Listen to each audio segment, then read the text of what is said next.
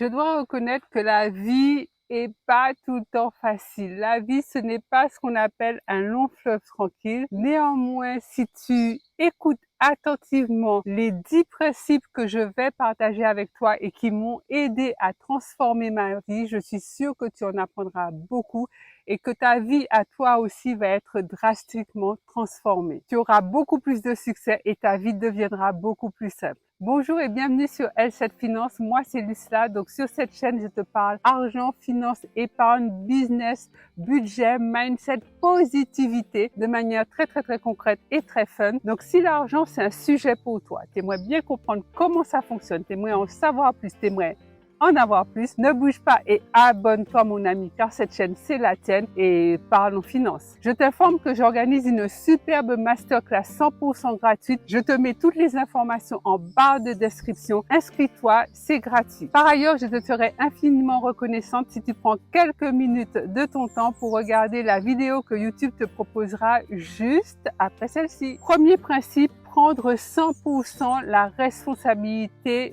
de ta vie. Tu es le personnage principal de ta propre histoire. Tu nais avec toi, tu vis tout le temps H24 avec toi et tu mourras avec toi. Donc tu dois être ta meilleure amie, ton meilleur ami, tu dois être vraiment ta best friend et tu dois passer du bon temps avec toi-même. Tu dois t'aimer, tu dois te kiffer. Donc du coup, te plaindre constamment des autres, de ta famille, de ta patrie, de tes amis, des circonstances, de ton âge, bref, te plaindre de choses sur lesquelles tu n'as aucun levier d'action, ça ne t'aide pas à passer de bons moments en compagnie de toi-même. Se plaindre constamment du gouvernement, des circonstances n'a jamais aidé quiconque à reprendre les rênes de sa vie. Au contraire, lorsqu'on trouve toujours quelqu'un à blâmer, on trouve toujours un coupable, on trouve toujours quelqu'un sur qui rejeter la faute. Ce que ça fait, c'est que ça pose la personne qui fait ça dans un statut de victime. Or, pour pouvoir reprendre le plein contrôle de ta vie, tu as besoin d'être responsable. Tu as besoin d'être un winner. Tu peux pas être une victime. Reprends le contrôle de ta vie, règle le problème si tu peux et avance. Deuxième principe, ton éducation financière. J'en parle assez souvent parce que c'est mon éducation financière qui m'a permis de placer les bases de mon intelligence financière. Ça m'a permis de développer ma conscience d'enrichissement.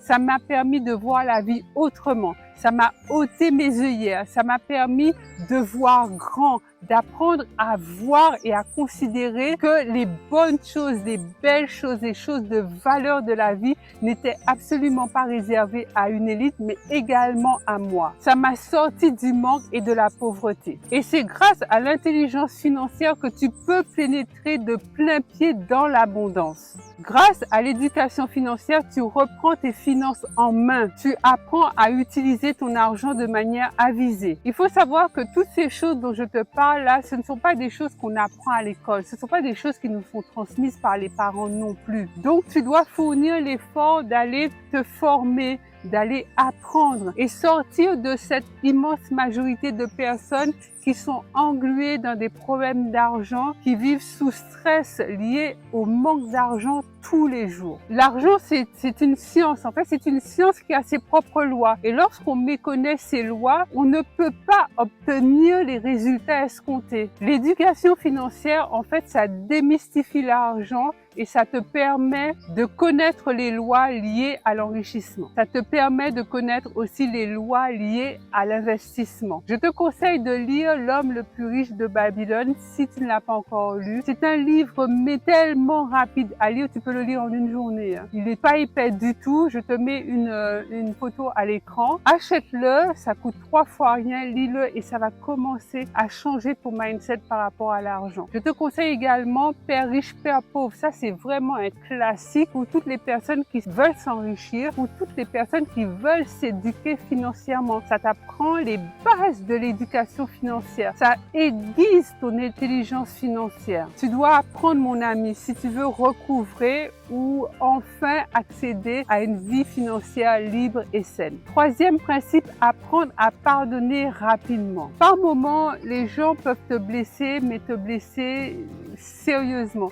Je me rappelle une personne que je considérais à l'époque comme une amie qui avait été racontée à quelqu'un qui était venu me le dire, mais vraiment des choses mais incroyables à propos de moi, à mentir, à raconter, et tellement je ne m'attendais pas à ça de la part de cette personne que ça m'avait blessée, ça m'avait fait mal. Franchement, j'étais meurtrie, je t'assure, j'avais énormément de peine. Et au bout d'un moment, bon, tu sais, vite, j'ai décidé de balayer ça. J'ai passé l'éponge parce que je me suis dit, bon, je peux pas rester là-dessus, ça n'en vaut pas la peine en plus. Donc, j'ai décidé de pardonner. Euh, quand tu veux pardonner, au fur et à mesure que tu le fais, tu pardonnes de plus en plus vite. Et c'est là le challenge, d'arriver à pardonner rapidement pour pouvoir balayer les choses négatives de ta vie, les éléments négatifs, les gens toxiques et pouvoir passer à autre chose. Lorsque tu pardonnes, ce n'est pas que tu excuses l'offense. Ce n'est pas que tu excuses la faute, ce n'est pas que tu oublies même la faute, puisque on a une mémoire, donc on peut pas oublier. Par contre, tu décides de ne pas être dessus, de ne pas t'ancrer dessus. Tu décides de faire en sorte que ton cœur soit lavé de ça, que tu sois affranchi, et au bout d'un moment, quand tu y penses, ça te fait rien. Moi, je te dis, la soi-disant amie là, qui m'avait blessée, maintenant quand je pense à elle ou quand je la croise, ça me fait rien. Ça me fait rien. Pourquoi? Parce que j'ai pardonné depuis longtemps. Tu te détaches, tu déposes le fardeau et tu te dis que Dieu fera le reste sans jamais vouloir de mal à quiconque. Même quelqu'un qui t'a blessé, tu dois lui souhaiter du bien. Parce que toi, tu veux pas rendre le mal pour le mal. Tu veux pas être mauvais comme les mauvais. Toi, tu veux au contraire être quelqu'un qui reste digne, qui garde ses valeurs. Tu veux pas que les hommes méchants te rendent méchante ou méchant. Tu veux rester tel que tu es. Les gens ne doivent pas te ternir, les gens ne doivent pas te salir, les gens ne doivent pas rendre ton cœur amoindri, attristé. Les gens ne doivent pas noircir ton cœur. D'ailleurs, dans la vie, il y a deux catégories de personnes qui vont entrer dans ta vie. Celles qui vont venir pour te soutenir, pour t'aimer, pour te booster, pour vraiment améliorer ta vie. Et puis l'autre catégorie, c'est ceux qui vont venir t'apprendre une leçon. Quatrième principe, c'est rechercher en permanence l'amour et la paix. La Bible nous enseigne qu'il faut bénir nos ennemis et ne pas les maudire. Il faut les bénir. Ce n'est pas facile, c'est pas simple, mais en faisant ça, tu t'assures d'avoir dans ta vie l'amour et d'avoir aussi la paix. C'est tellement puissant parce que tu vas sûrement t'en rendre compte, ou peut-être que tu t'en es déjà rendu compte, que la paix, c'est quelque chose qui est incroyable. Quand tu as la paix dans ta vie, d'ailleurs la paix surpasse l'amour, lorsque tu as la paix, tu as tout. Parce que, rends-toi bien compte, il y a des gens qui ont l'amour dans leur vie, mais qui n'ont pas forcément la paix. Par contre, lorsque quelqu'un a la paix dans sa vie, cette personne-là a l'amour. C'est obligé. Pour y arriver, tu dois être vrai, tu dois être authentique. Beaucoup de personnes sont hypocrites. C'est-à-dire qu'elles sont hypocrites avec elles-mêmes. Elles ne reconnaissent pas envers elles-mêmes qui elles sont, ce qu'elles veulent et leurs aspirations. Elles sont hypocrites aussi de ce fait avec leur entourage, leur famille, leurs amis, parfois même leurs enfants. Tu dois être vrai, tu dois être authentique. Apprendre à parler avec diplomatie, avec amour, avec douceur, mais dire les choses. Il faut que tu dises qui tu es. Les autres ne vont pas pouvoir deviner ce que tu penses, ce que tu veux et qui tu es au fond de ton cœur. Tu dois le dire. Tu dois être honnête, vrai, sincère, authentique avec toi-même et aussi avec les autres. Alors, il y a des personnes qui vont pas rester autour de toi, qui vont partir parce que ça va pas leur convenir, mais c'est normal, il faut accepter. Et puis, d'autres personnes vont arriver et ces personnes-là vont changer ta vie. Cinquième principe, un référent, une personne de sagesse. Avoir un référent dans ta vie, quelqu'un que tu respectes énormément, c'est incontournable. Quelqu'un qui peut te regarder droit dans les yeux et te féliciter, mais quelqu'un qui peut aussi te regarder droit dans les yeux et te dire que tu as foiré, te dire en aparté que là, ce que tu as fait, c'était n'importe quoi et que ça ne se fait pas. Quelqu'un qui sait et qui peut te reprendre avec bienveillance. Ça peut être un frère, ça peut être un oncle, ça peut être ton père, ça peut être un voisin, ça peut être un ami, ça peut être un collègue, mais en tout cas, c'est quelqu'un qui t'aime suffisamment pour te dire les choses vraies, pour te parler franchement, mais sur la base de l'amour. Et ce genre de personne est rare. Ça veut dire que si tu as une personne comme ça dans ta vie, il faut que tu la gardes et il faut que tu la chérisses. Tout le monde mérite d'avoir au moins une personne comme ça dans sa vie. Quelqu'un qui te fait réfléchir avant que tu agisses. Pourquoi? Parce que tu n'as pas envie de décevoir cette personne. Moi, j'ai la chance que cette personne soit incarnée par mon père. Alors, ça lui arrive de prendre son téléphone et de me dire, ah, tu sais, j'ai regardé une de tes vidéos, mais vraiment, j'étais bluffée. Ce que tu as dit là, c'était super juste. Ou alors, à d'autres moments, il m'appelle, il me dit, mais là, non, tu sais ce que tu as dit là, mais c'était n'importe quoi, mais c'est pas vrai ça. Il me dit non, là par contre, là, non, ça c'est pas bon. Et j'accepte, oui j'accepte, même à mon âge. Pourquoi? Parce que on n'est jamais trop grand pour apprendre. Et il y a une qualité à avoir lorsque tu as ce genre de personnes dans ta vie, c'est savoir rester humble. Bon, pour en revenir à mon père est abonné à ma liste email. Et maintenant, pour envoyer un mail à ma communauté, je réfléchis parce que une fois, j'ai envoyé un mail et très tôt le matin, très tôt le matin, il a pris son téléphone, il m'a appelé et il me dit « Non, mais là, tu exagères quand même. » Il me dit « Non, mais attends. » Et en fait, il me dit pas que c'est pas bon. C'est-à-dire que, voilà, c'est le genre de relation où c'est vraiment appréciable. Et comme je te dis, c'est basé sur l'amour parce que tu n'es pas sous le jugement de quelqu'un. Il te dit juste, cette personne te donne son avis et te dit que tu aurais pu mieux faire. Et bon, c'est vrai, c'est mon père, donc lui, il n'aime pas que je m'expose. Il me dit, bon, tu peux donner certaines informations, mais ne va pas trop dans le détail, ne donne pas trop d'informations. Je trouve que tu t'exposes trop, etc., etc. Et on a besoin, bon là, comme je te dis, en l'occurrence, moi, c'est mon père, mais ça peut être quelqu'un d'autre dans ta vie.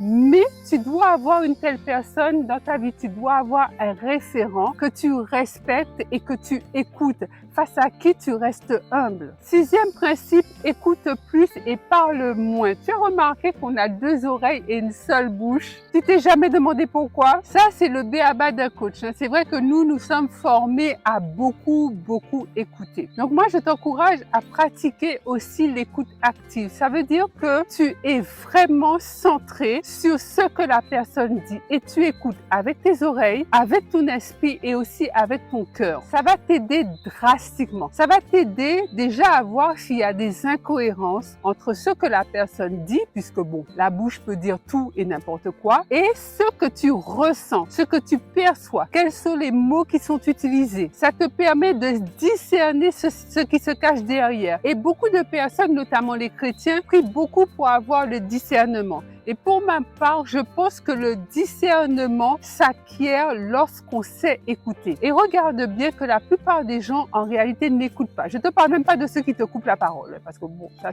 c'est encore un autre sujet. Ils attendent même pas que tu aies fini une phrase qui te coupe déjà la parole. Ouais, ils essaient de deviner tes pensées, de deviner ce que tu vas dire. Mais tu vois, en fait, quand tu apprends à écouter, automatiquement, et que tu as ce que j'appelle l'écoute active, automatiquement, tu vas voir que tu auras le discernement. C'est obligé. Septième principe, la foi. Je ne sais pas si tu le sais, mais ce qui se passe dans le monde matériel, c'est déjà passé dans le monde spirituel. Pour aller plus loin dans cette thématique et dans cette vérité, ce qui se réalise là dans notre monde matériel, dans notre monde physique, c'est d'abord négocier dans le monde spirituel. En tant que chrétienne, moi, je m'appuie beaucoup plus sur ma foi que sur les systèmes de valeurs mis en place par l'homme. Pourquoi? Parce que, en fait, les préceptes de Dieu sont contre-intuitifs. Donc, moi, je m'appuie aussi beaucoup sur les principes de la foi qui sont également contre-intuitifs. La foi, c'est croire. Et tu crois dans quelque chose que tu ne vois pas. Or, la plupart des gens croient ce qu'ils voient uniquement. Quand Dieu te demande, pour ceux qui croient en Dieu, quand Dieu te demande de bénir tes ennemis, de ne pas les maudire mais de les bénir, c'est hyper contre-intuitif. Pourquoi? Parce que naturellement, on n'a pas envie de faire ça. Mais lorsqu'on le fait, ça te permet de revêtir une puissance, mais c'est incroyable. Bon, je ne vais pas m'étendre sur le sujet parce qu'il y a plusieurs principes à balayer. Nous en sommes au 7e et la nuit commence à arriver. Donc, il faut que je termine rapidement. Mais la foi, c'est quelque chose d'extraordinaire qui met en place des éléments qui sont tout sauf tangibles. Ça ne s'explique pas. Ça peut pas se démontrer. Ça peut juste s'appliquer et se mettre en pratique. Si tu t'appuies sur ce que tes yeux voient uniquement, sur ce que tes oreilles entendent, si tu t'appuies sur ce que les gens disent, sur ce que l'homme fait, mon ami, tu pleureras souvent et très souvent. Je te conseille plutôt de te baser sur la foi. 8e principe, rejeter la médiocrité. Et plus que rejeter la médiocrité, il faut que tu te bases sur l'excellence, que tu t'appuies sur l'excellence. Une vie excellente, un travail excellent, un foyer excellent, une éducation que tu portes à tes enfants qui se veut excellente. J'ai fait une vidéo 5 ingrédients pour avoir du succès dans la vie.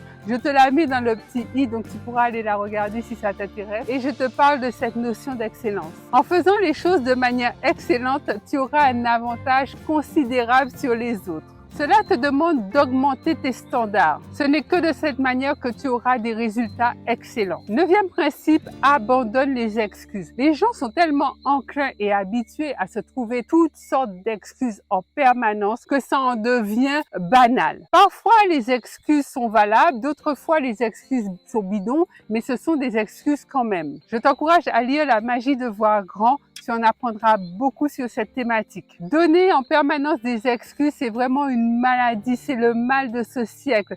Un mal pour ne pas faire face à ses obligations et donner des excuses, c'est la facilité lorsqu'on baisse les bras sur sa propre vie. 10e principe, la santé. Une fois que la maladie est implantée dans la vie de quelqu'un, plus rien n'a d'importance. La personne ne veut plus rien, n'a besoin de rien. Peu importe son niveau de fortune, peu importe son niveau de pauvreté, ça ne sert à rien quand quelqu'un est malade. Elle n'aspire plus à rien. Donc, la santé, c'est ton meilleur atout pour atteindre ton objectif.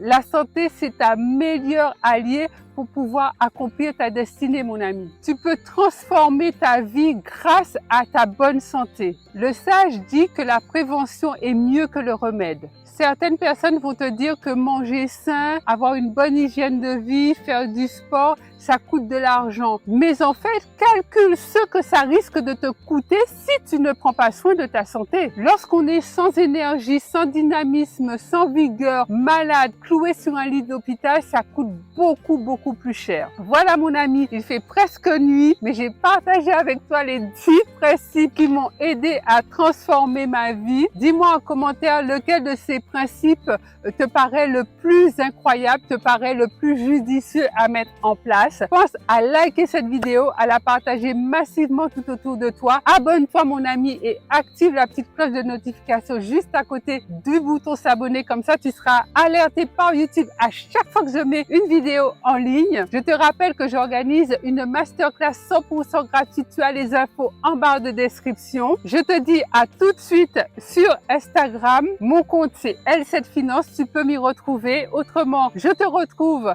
mercredi et samedi ici même sur YouTube. Et en attendant, je te laisse avec cette vidéo et je suis sûre qu'elle t'en apprendra beaucoup à propos de ton argent, de tes finances, de ton mindset et te rendra plus positive.